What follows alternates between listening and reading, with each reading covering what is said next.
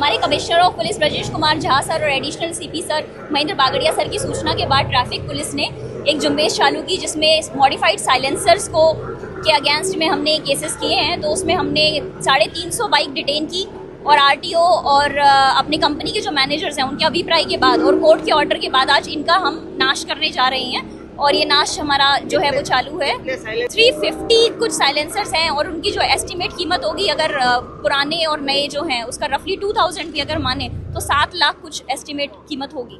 ये मैन्युफैक्चरर्स पे एक्शन लेना जो है वो आरटीओ के पास में पावर है और आरटीओ जो है इसमें एक्शंस लेंगे।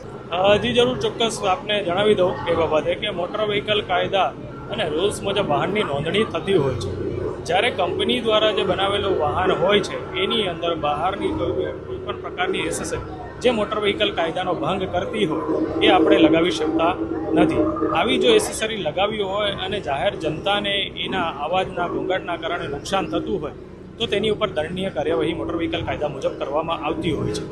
આ કાર્યવાહી અત્યારે હાલ એ રીતે કરવામાં આવી છે કે વાહનો જે ટુ વ્હીલર જે વાહનો જે છે, બુલેટ પ્રકારના કે બીજા કોઈ ઘોંઘાટ ફેલાવતા વાહનો જે છે એમને ડિટેઇન કરવામાં આવેલા છે અને એમને જે વધારાની એસેસરીઝ જે લગાવેલી હતી તેને નિકાલ કરીને નાશ કરવામાં આવેલો છે।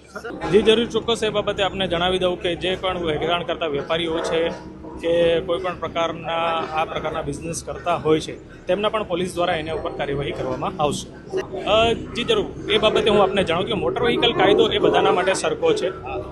એ તમે પૂરા ઇન્ડિયામાં લઈ લો કે ગુજરાતમાં લઈ લો કે ગુજરાતની બહારના બીજા બધા સ્ટેટમાં પણ લઈ લો, મોટર વ્હીકલ કાયદો એ બધાના માટે સમાન છે। મોટર વ્હીકલ કાયદાનો જે પણ ભંગ કરતા હોય છે અને એની અંદર આ પ્રકારની કાર્યવાહી કરવામાં આવતી હોય છે।